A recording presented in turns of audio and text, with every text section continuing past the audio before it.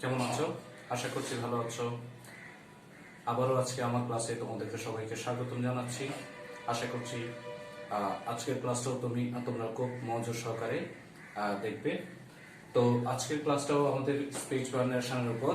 আজকের ক্লাসটা হচ্ছে স্পিচ ভ্যারিয়েশনের পার্ট 4। আজকের ক্লাসে ডিসকাশন হচ্ছে ইম্পারেটিভ সেন্টেন্স নিয়ে। তো তোমরা জানো যে ইম্পারেটিভ সেন্টেন্স কাকে বলে।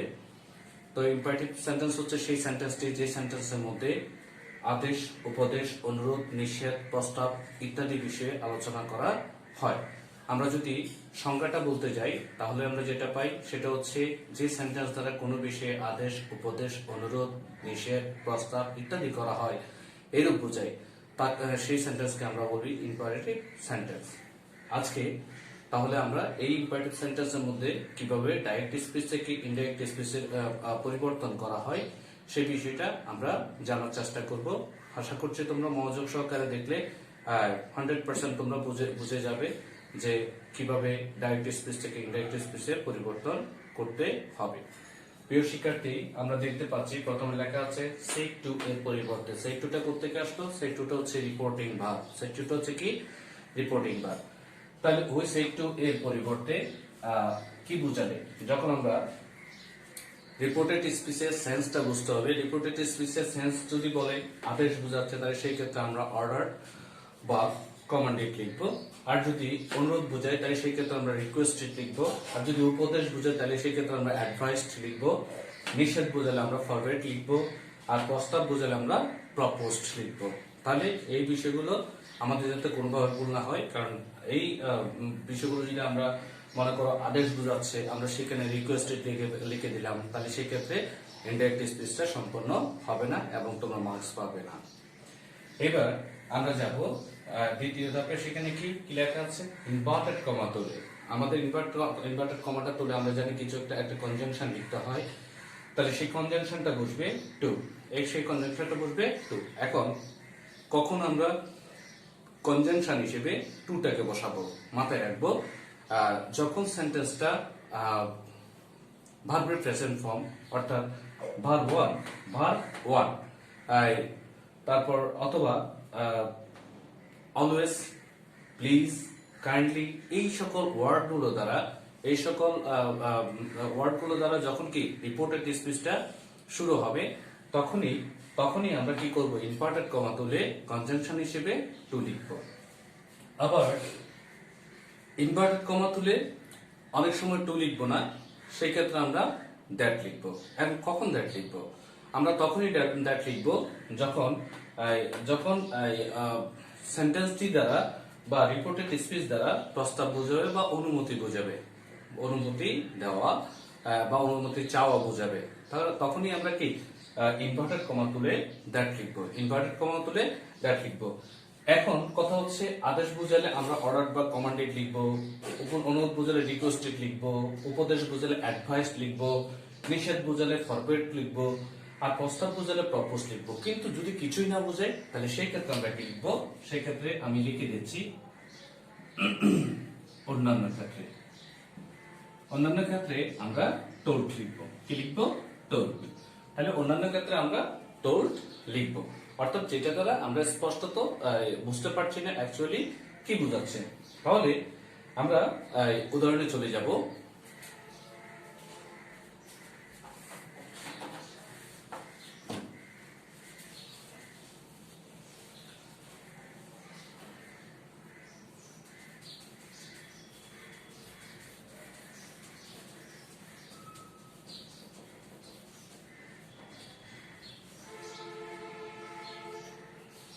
তাহলে আমরা লিখলাম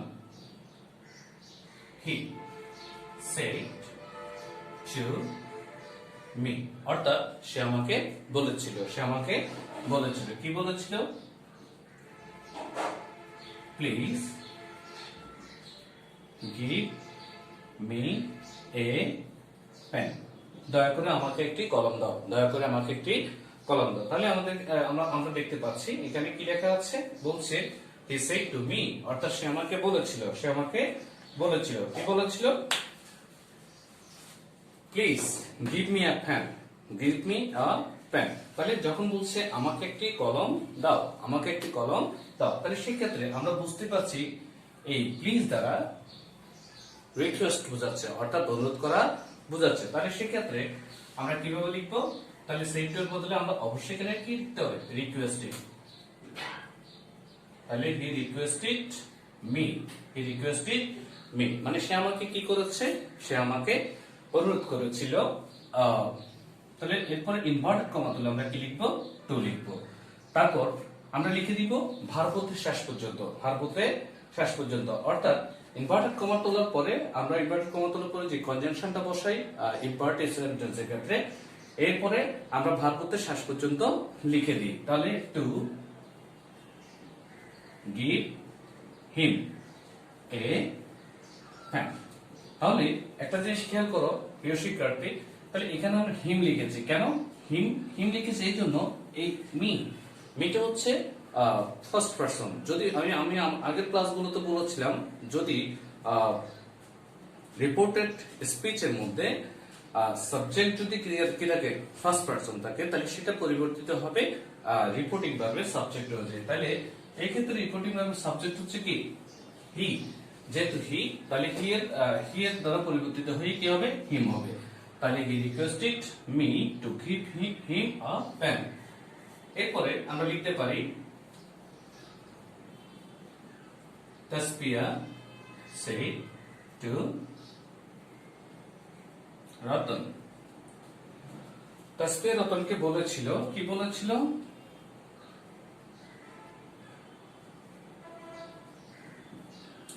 don't do the work, don't do the work, অর্থাৎ কাজটি করো না, কাজটি করো না। যেহেতু তাসফিয়া রতনকে বলেছিল কাজটি করো না, তার মানে আমরা বুঝতেই পারছি যে যেহেতু কাজটি করতে নিষেধ করা হচ্ছে, করো না মানে হচ্ছে নিষেধ করা হচ্ছে। তো সুতরাং আমরা এখানে কি লিখবো? তাসফিয়া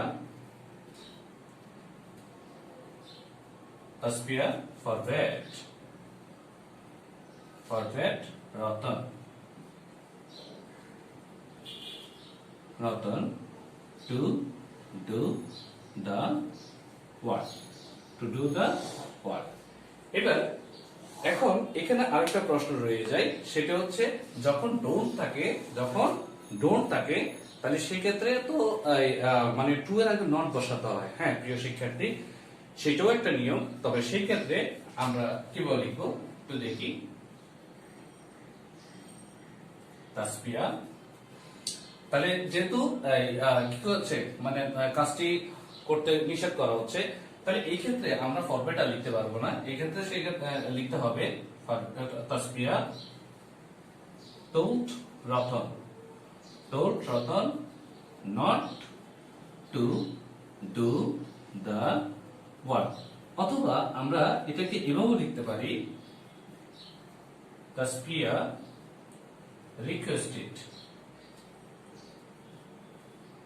আমরা রিকোয়েস্টেড নাম লিখে told is better, রিকোয়েস্টেড লিখলেও কোনো সমস্যা নাই। তবে কথা হচ্ছে এই ক্ষেত্রে যদি রিকোয়েস্টেড সূচক কোনো ওয়ার্ড লিখতো, তাহলে সেই ক্ষেত্রে রিকোয়েস্টেডটা অ্যাপ্রোপ্রিয়েট হতো, যেহেতু ওই জাতীয় কোনো মানে প্লিজ, কাইন্ডলি এই জাতীয় কোনো কিছু লেখে না, যার কারণে আমরা এখানে রিকোয়েস্টেড না লেখাটাই বেটার। তাহলে এরপরে আমরা ঠিক এরকম আরো কিছু উদাহরণ লিখতে পারি। Hasan said to me, do the work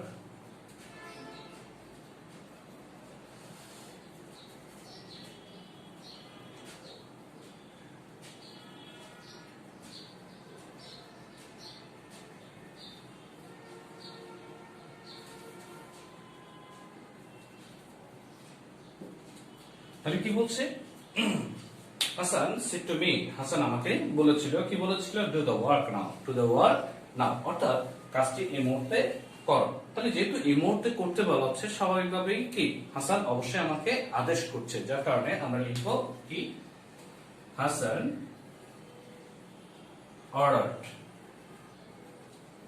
ordered me to do the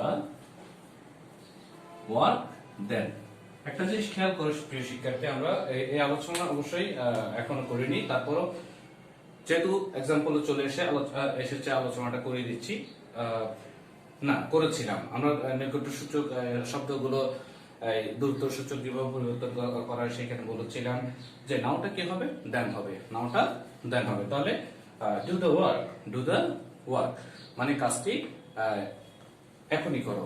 তাহলে এই ক্ষেত্রে আমরা আনসারটা কি পাচ্ছি, Hasan order me, Hasan order me, Hasan আমাকে আদেশ করলো to do the work, to do the work then, to do the work then. তাহলে নাউটা কি হয়ে যাবে, দেন হয়ে যাবে। তাহলে আমাদের রুল অনুযায়ী আমরা মানে ইনভার্টেড কমা তুলে টু এবং অন্যান্য মানে রিপোর্টেড স্পেসের সেন্স অনুযায়ী যে ওয়ার্ডগুলো লিখতে হয় মানে রিপোর্টিং ভার্বের পরিবর্তে, তাহলে আমরা মোটামুটি এই এক্সাম্পলগুলো দ্বারা সেগুলো বুঝতে পেরেছি আশা করি। এখন আমরা সেকেন্ড যে আরেকটা বিষয় আমরা উল্লেখ করেছিলাম সেটা হচ্ছে ইনভার্টেড কমা তুলে আমরা কখন দ্যাট লিখবো, কখন দ্যাট লিখবো, আমরা সেই বিষয়টা নিয়ে একটু আলোচনা করব। তো সেটা আলোচনা করার আগে একটা বিষয় তোমাদের সাথে একটু শেয়ার করে ফেলি, সেটা হচ্ছে চলে আসবে বিষয়টা লেট আস। এই লেট আস থাকলে কি করতে হয় এই বিষয়টা একটু আলোচনা করব। তো যখনই লেট আস থাকবে তখন স্বাভাবিকভাবেই স্ট্রাকচারটা থাকে এরকম, প্রথমে লেট থাকবে, লেট প্লাস আস, লেট প্লাস আস, তারপর প্লাস এমবি, এমবি মানে কি, মেইন ভার্ব। তাহলে লেট প্লাস আস প্লাস মেইন ভার্ব, তারপর আমরা পর অংশটাকে এক্সটেনশন করে দিলাম, পর অংশটাকে বাক্যের অতিরিক্ত অংশ হিসেবে লিখে দিলাম। এরপর যদি এরকম থাকে তাহলে সেক্ষেত্রে আমাদের কি করতে হবে, সেক্ষেত্রে আমরা ইনডাইরেক্ট করার সময় প্রথমে সাবজেক্ট লিখব,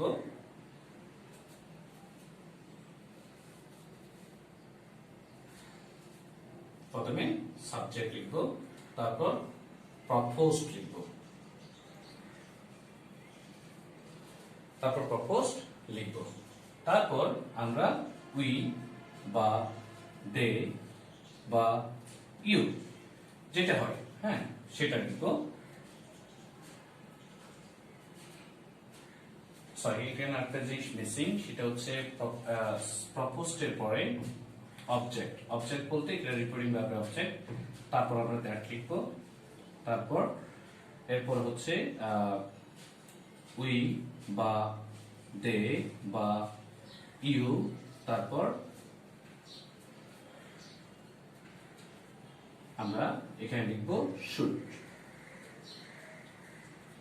তারপর লিখব মেইন ভার্ব, তারপর extension.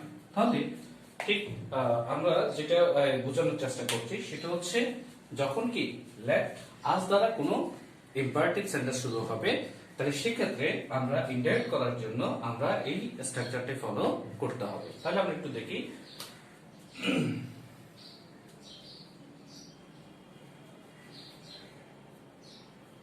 the workers, the workers say to the man, অর্থাৎ শ্রমিকরা কাকে ম্যামকে বললো, কি বললো,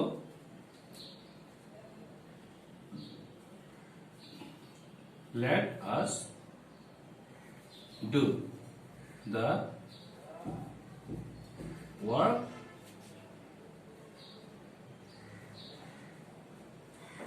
freely। তাহলে আমরা একটু দেখতে পাচ্ছি কি বলছে, the workers say to the mayor, অর্থাৎ মেয়রকে শ্রমিকরা বলেছিল, কি বলেছিল, let us do the work freely, অর্থাৎ আমাদেরকে কাজটিকে মানে মুক্তভাবে করতে দাও, মানে কোনো ঝামেলা করতে দিতে ঝামেলা করতে নিষেধ করা হচ্ছে এরকম, অর্থাৎ তারা ফ্রিলি কাজটা করতে চাচ্ছে। তাহলে সেই ক্ষেত্রে আমরা উপরের স্ট্রাকচার অনুযায়ী কি করে ফেলবো, এটা ইন্টারেক্ট করবো। তাহলে কি লিখবো, প্রথমে দ্য ওয়ার্কার্স, দ্য ওয়ার্কার্স। তাহলে এখানে আমরা পরটা সাবজেক্ট লিখলাম, তারপর প্রপোজড লিখে ফেললাম। এরপর প্রপোজড এর পর অবজেক্ট, অবজেক্ট হচ্ছে কি দ্য মেয়র, তাহলে দ্য মেয়র, দ্য মেয়র। এরপর হচ্ছে দ্যাট, আমরা লিখে ফেললাম দ্যাট, দ্যাট। তারপর এরপর উই বা দে বা ইউ। এখন এখানে কি হবে, তাহলে দেখ, তাহলে the workers propose the mayor, কে করলো, কর্মীরা, শ্রমিকেরা কাকে প্রস্তাব করলো, প্রস্তাব করলো মেয়রকে। তাহলে এখানে মূলত কারা কাজটি করবে, কাজটি করবে তারা। তাহলে দে, দে should, they should do the work freely। তাহলে আমরা উপরের স্ট্রাকচার কি করে ফেললাম, আমরা উপরের স্ট্রাকচার একটা এক্সাম্পল কমপ্লিট করলাম, ডাইরেক্ট স্পিচ থেকে ইনডাইরেক্ট স্পিচে রূপান্তর করলাম। এবার আমরা কি করব, যদি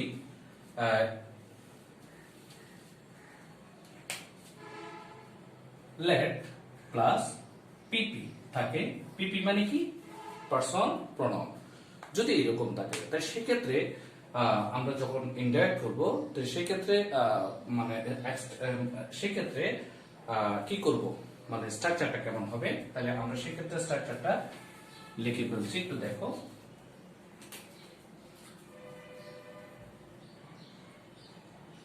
প্রথমে আমরা সাবজেক্ট লিখব, তারপর পোর্ট লিখব, তারপর অবজেক্ট লিখব, তারপর দ্যাট লিখব, তারপর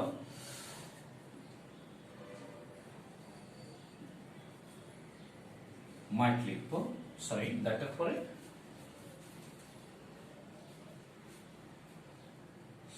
সাবজেক্ট, এটা হচ্ছে কিসের, রিপোর্টেড স্পিচের। তারপর মাইট লিখব, তারপর এমভি লিখব, তারপর এক্সটেনশন লিখে দিব। তাহলে এই ধরনের যদি হয়, তাহলে এটার এক্সাম্পলটা কি হতে পারে, যেমন হি said to me, মানে সে আমাকে বলেছিল, সে আমাকে বলেছিল, কি বলেছিল, let me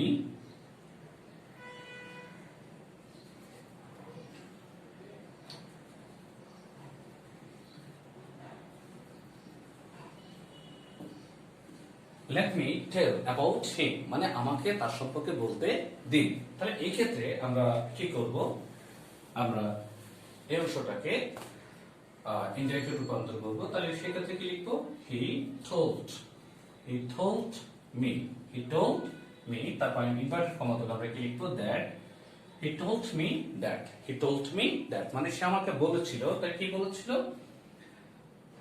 that he told me that, let me। তাহলে দ্যাটের পরে আমরা কি লিখবো, আই লিখবো।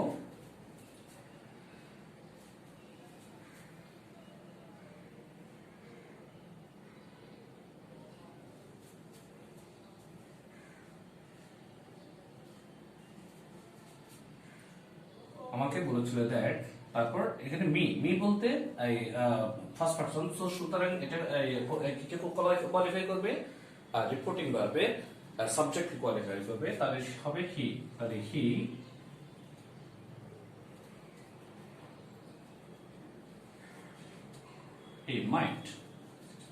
he might tell about him। এই যে হয়ে গেল, আমাদের স্ট্রাকচার অনুযায়ী আমরা চেঞ্জ করে ফেললাম। তাহলে প্রিয় শিক্ষার্থী, তো আমরা যদি এটা আমরা কি করতে পারি, যদি আমরা এখানে মাইন্ডের জায়গায় আরেকটা স্ট্রাকচার আমরা ব্যবহার করতে পারি, যেমন he told me, that he might মাইটের পর একটা বি লেখা যায়, ঠিক আছে, তখন এই অংশটা কি হয়ে যাবে, ফার্স্ট পার্টিসিপল ফর্ম হয়ে যাবে, তাহলে thought he might be thought about him প্রিয় শিক্ষার্থীরা, তো আজকে আমরা যে বিষয়গুলো আলোচনা করলাম ইম্পারেটিভ সেন্টেন্সের উপর, অর্থাৎ কিভাবে ডাইরেক্ট স্পিচ থেকে ইনডাইরেক্ট স্পিচে রূপান্তর করা যায়। তবে ইম্পারেটিভ সেন্টেন্সের ক্ষেত্রে এই সকল বিষয়গুলোই মোটামুটি থাকে এবং তোমাদের জন্য আশা করছি আর খুব বেশি কঠিন কিছু তোমাদের কি সম্মুখীন হতে হবে না। এরপরে কিছু সিম্পল বিষয় থাকে, যেমন স্যার থাকলে আমরা রেসপেক্টফুলি লিখবো। যদি স্যার থাকে মানে কোন সেন্টেন্সে আমরা একটু দেখাতে পারি এক্সাম্পলের মাধ্যমে, কেমন লেখা আছে, দা student said to the headmaster. The student said to the headmaster, অর্থাৎ ছাত্রটি হেডমাস্টারকে কি করলেন, কি বললো, স্যার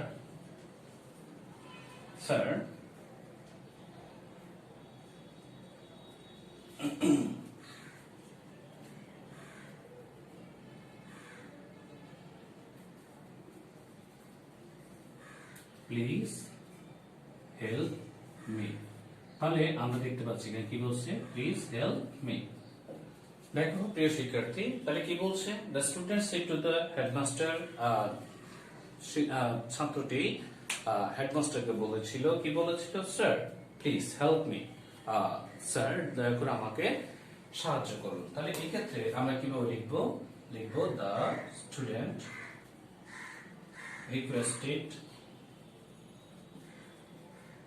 requested the headmaster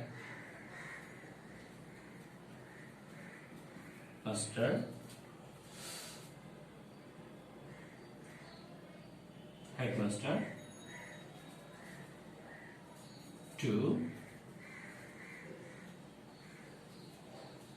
আমরা এখানে স্যারের বদল লিখে বলতে পারি রেসপেক্টফুলি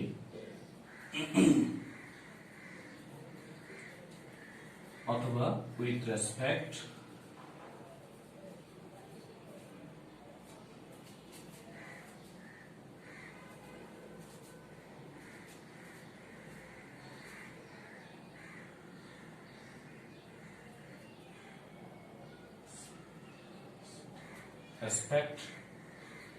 to help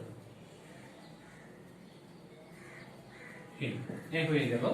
তাহলে আমরা এখানে কি দেখলাম, এখানে একটা স্যার শব্দ আছে, এই স্যারের বদলে আমরা এখানে কি লিখেছি, রেসপেক্টফুলি অথবা উইথ রেসপেক্ট। তাহলে এগুলাই খুব বেশি কঠিন কিছু না। তো প্রিয় শিক্ষার্থীরা, আশা করছি তোমরা আজকের ক্লাসটা ভালো করে এনজয় করেছো। তো আবারও আগামী নতুন ক্লাস এর শুভেচ্ছা জানিয়ে আজকের মতো এখানেই শেষ করছি। সবাই ততক্ষণ পর্যন্ত ভালো থাকবে। আল্লাহ হাফেজ।